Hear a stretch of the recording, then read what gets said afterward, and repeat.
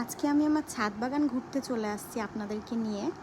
So আমার ছাদ বাগানে অ্যালোভেরা, তুলসী, রোজমেরি বিভিন্ন রকমের গাছ আছে। আরও অনেক গাছ ছিল, এখন নাই, তবে সেগুলো আবার কালেক্ট করার আমি অনেক চেষ্টা করব। এটা আমার মোস্ট এক্সপেন্সিভ একটি সুন্দর গাছ, কাশ্মীরি মরিচের। দেখেন কি সুন্দর লাল টুকটুকে একটা মরিচ ধরেছে। যাই হোক, এটা হচ্ছে মৌসুমি লেবু বা দেশি মালটার গাছ। এটা আঙ্গুরের গাছ।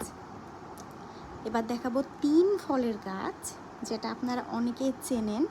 কি সুন্দর লাগছে তাই না? ফলগুলো একদম ডুমুরের মতো লাগছে, পাকলে কিন্তু অনেক সুন্দর লাগে এগুলো।